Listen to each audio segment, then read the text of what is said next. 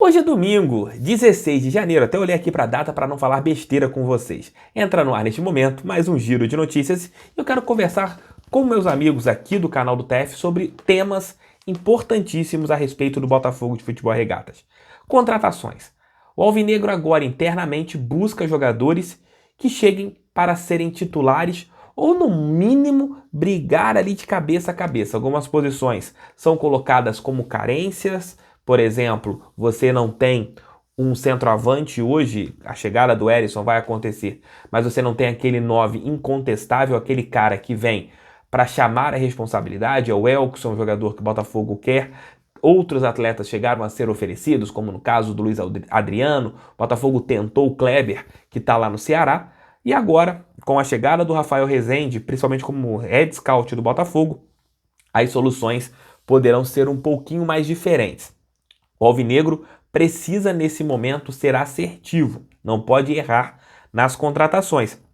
Por quê? Os jogadores mais simplórios já chegaram, né? Os jogadores mais, digamos que, tranquilos, né? Aqueles mais baratos, aqueles jogadores, as apostas, é a palavra certa que eu poderia usar, elas já estão no Botafogo. O Breno, Klaus, Fabinho, esses dois a gente tem ali que ver o que vai acontecer com eles. O Vinícius Lopes e agora o Herisson são jogadores que a gente encara como apostas. Nenhum deles chegou no Botafogo como um status de titular. Pô, esse cara vai ser titular absoluto aqui do Alvinegro. Nenhum deles a gente coloca nesta prateleira. Pode ser que algum se destaque ou alguns se destaquem e com isso o Botafogo acabe ganhando esses jogadores, né? Porque momentaneamente eles chegam como apostas visando a temporada 2022.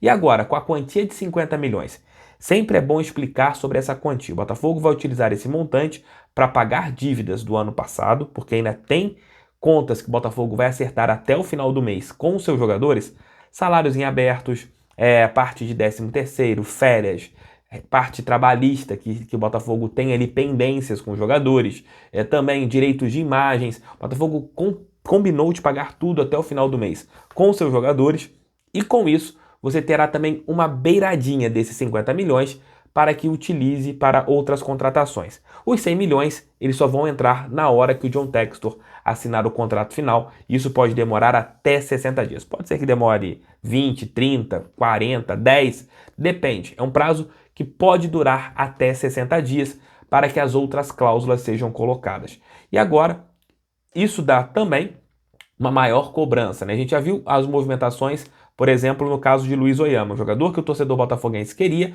mas agora houve uma análise bem mais criteriosa em relação ao Oyama. Vale a pena investir 3 milhões nesse jogador?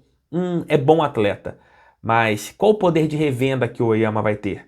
Qual o poder de revenda? Será que vale mais a pena você investir 3 milhões no Oyama ou você pegar um jogador de 500 mil que com 3 milhões você garante pelo menos 6 meses de salários, com o cara recebendo 500 mil? Todas essas análises foram feitas internamente dentro do Botafogo e elas estão sendo feitas para buscar jogadores.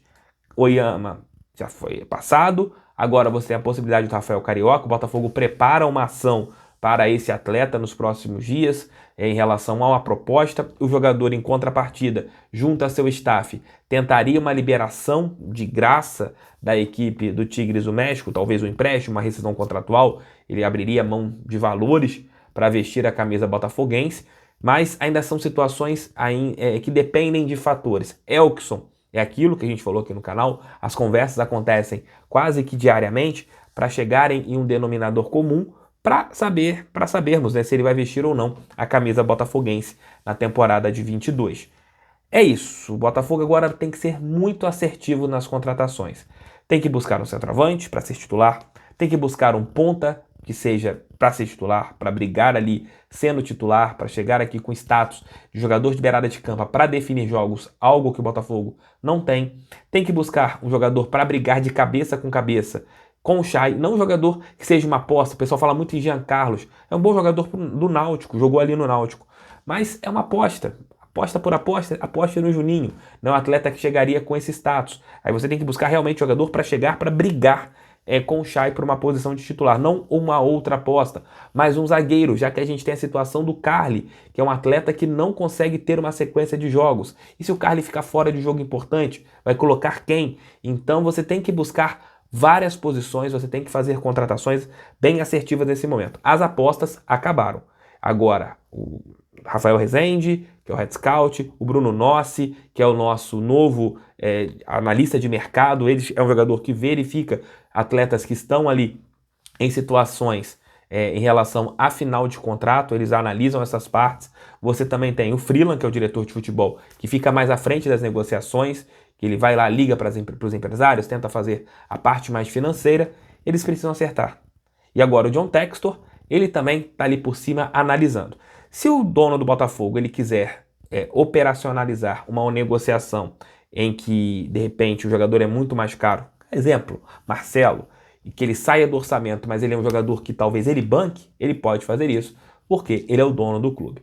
Mas as pessoas que comandam o futebol precisam de ajustes certeiros, precisam acertar, não tem o que fazer. Mas você vai deixar seu like aqui agora, estamos na metade do vídeo, se você não é inscrito no canal, vai se inscrever, estamos chegando a 154 mil, eu tô viajando aqui, 154 mil mesmo? 154 mil inscritos que a gente está quase batendo aqui no canal do TEF. Então conto com vocês, vamos ver se a gente bate esse mês aqui pelo menos com 155, 156, conto com vocês porque o canal do TEF é feito para todo torcedor botafoguense e daqui a 10 dias, 9 dias, né, a bola começa a rolar sem ser essa terça, na outra terça já tem a estreia do Botafogo no Campeonato Carioca.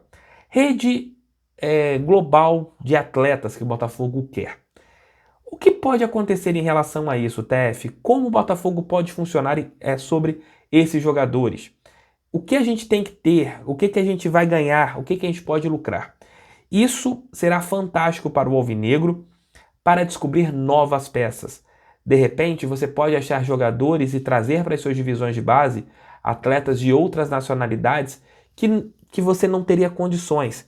E você indo para o lado de scouting, você indo para o lado de bons olheiros espalhados pelo mundo todo, e entra naquilo que o John Textor falou, de trazer jogadores que de repente ele descobre no seu time da Bélgica, trazer para o Brasil, de repente lá no Salt Lake, né, que é um dos sócios dele, tem jogadores, você descobre um jogador americano, vai trazer para o Brasil, você consegue fazer estas movimentações. Mas, Tef, isso pode ser ruim, porque de repente a gente tem um jogador muito bom formado aqui, ele pega e leva para o Crystal Palace, o Botafogo não vai ganhar. Claro que qualquer negociação que aconteça entre as equipes, você tem uma arrecadação.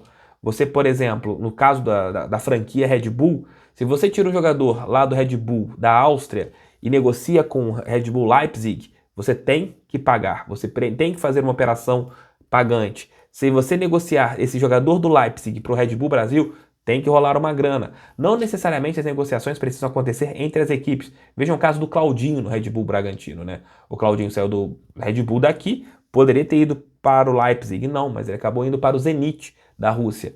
Isso pode ser, estou colocando isso agora em relação à equipe principal, mas em relação às divisões de base, isso era muito importante. Você conseguirá levar alguns jogadores seus, eles de repente fixados no Botafogo no Sub-17, Sub-15, Sub-20, para eles passarem uma temporada jogando no Sub-21 do Crystal Palace, mas ele pertencendo ao Botafogo ainda, o jogador pode ter um desenvolvimento muito melhor. Você de repente tem um menino do Crystal Palace que de repente pode vir para o Botafogo para ter um desenvolvimento. Isso será muito bom.